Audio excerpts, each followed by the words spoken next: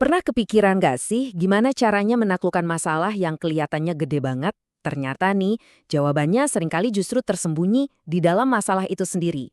Ada sebuah teknik berpikir yang elegan sekaligus super kuat namanya rekursi. Dan hari ini kita bakal bongkar rahasianya, gimana cara kerjanya buat mecahin tugas-tugas yang paling mustahil sekalipun. Jadi langkah-langkah kecil yang gampang.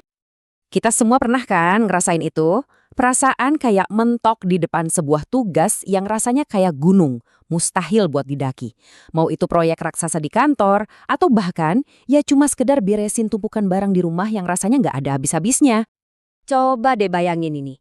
Kamu punya satu kardus super besar, isinya buku semua. Dan kardus itu berat banget, gak mungkin bisa diangkat sendirian. Terus gimana? Apa kamu nyerah gitu aja? Tentu enggak. Secara intuitif, kamu pasti nemuin solusinya. Kamu lihat dulu masalah utamanya, satu kardus yang kelewat berat. Terus, kamu pecah jadi masalah-masalah yang lebih kecil, yang identik, mindahin beberapa tumpukan buku yang lebih ringan. Kamu selesaikan satu persatu masalah kecil itu, dan tahu-tahu, masalah besarnya udah beres. Nah, sadar atau enggak, kita barusan aja pakai sebuah strategi yang sangat ampuh. Proses memecah masalah besar jadi versi-versi mini dari masalah yang sama persis ini punya nama resmi loh di dunia pemrograman dan matematika. Namanya adalah rekursi. Definisi formalnya emang kedengaran agak muter-muter ya. Sesuatu yang didefinisikan menggunakan dirinya sendiri. Aneh kan? Tapi tenang, di balik definisi yang kayak teka-teki ini ada sebuah konsep yang luar biasa kuat dan elegan. Oke, kita sederhanain ya. Rekursi itu intinya cuma sebuah metode buat nyelesain masalah dengan cara nyelesain versi kecilnya dulu. Persis kayak tadi, kita mindahin tumpukan buku yang lebih kecil-kecil supaya akhirnya seluruh kardus besar itu bisa pindah. Tapi biar rekursi ini nggak jalan terus tanpa henti dan malah bikin pusing, dia harus patuh sama dua aturan main yang penting banget. Tanpa dua aturan ini, kita cuma bakal muter-muter di tempat. Aturan pertama namanya basis. Anggap aja ini kayak tombol stopnya. Ini adalah versi masalah yang paling simpel yang bisa kita selesaikan langsung tanpa perlu dipecah-pecah lagi. Aturan kedua adalah rekursi itu sendiri. Nah, ini adalah aturan yang ngasih tahu kita gimana caranya mencah masalah yang lebih besar jadi masalah yang lebih kecil. Biar lebih kebayang, kita pakai contoh yang gampang banget deh. Kita semua tahu kan barisan bilangan ganjil? Tapi, gimana cara kita mendefinisikannya secara rekursif? Lihat deh, sesimpel ini. Kita cuma butuh dua aturan. Basisnya atau titik start kita adalah angka 1. Udah, itu aja. Terus, aturan rekursifnya adalah buat dapat angka selanjutnya, tinggal ambil angka sebelumnya, terus tambah 2. Cuma dengan dua perintah simpel ini, kita bisa menciptakan seluruh barisan bilangan ganjil sampai kapanpun. Oke, contoh bilangan ganjil tadi cukup gampang ya. Sekarang, kita naikin levelnya dikit dan kita lihat gimana rekursi bisa menciptakan sebuah pola yang jauh lebih kompleks dan terkenal di mana-mana, barisan Fibonacci.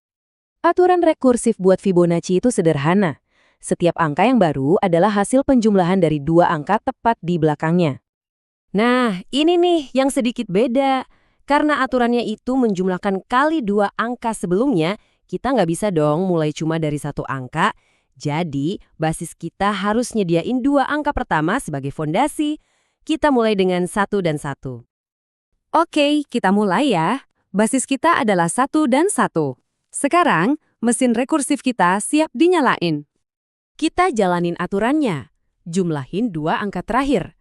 1 ditambah 1 hasilnya 2. Barisan kita sekarang jadi 1, 1, 2. Lanjut, buat angka berikutnya fokus kita geser.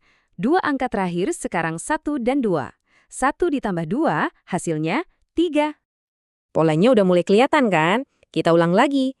2 ditambah 3 hasilnya 5. Dan sekali lagi ya, 3 ditambah 5 hasilnya 8. Tuh kan, setiap angka baru lahir dari dua angka sebelumnya. Ini dia keindahan rekursi saat beraksi. Dan ini dia hasilnya. Cuma dari dua aturan super simple, mulai dengan 1 dan 1, terus jumlahin aja dua angka terakhir, kita berhasil menciptakan barisan Fibonacci yang terkenal ini. Pola yang sama yang bisa kita temuin di cangkang siput, kelopak bunga, bahkan galaksi. Keren banget ya gimana sesuatu yang rumit bisa lahir dari aturan yang sangat sederhana. Jadi, poin utamanya, ini tuh bukan cuma soal matematika atau coding loh. Rekursi adalah sebuah cara berpikir, sebuah alat bantu di kepala kita yang bisa kamu pakai buat mecahin berbagai macam masalah. Jadi, lain kali kamu menghadapi masalah yang rasanya buntu banget, coba deh berpikir secara rekursif. Tanya ke diri sendiri, masalah ini bisa nggak ya dipecah jadi versi yang lebih kecil dari masalah yang sama? Terus, apa titik berhentinya? Kasus paling gampang yang bisa langsung aku selesaikan. Dan terakhir, apa aturannya? Langkah yang nyambungin masalah besar ke versi kecilnya? Dengan ngerti cara berpikir ini, kamu sekarang punya senjata baru buat ngadepin tantangan. Jadi, pertanyaannya sekarang adalah, setelah kamu tahu rahasia rekursi ini, masalah raksasa mana yang bakal kamu taklukkan lebih dulu?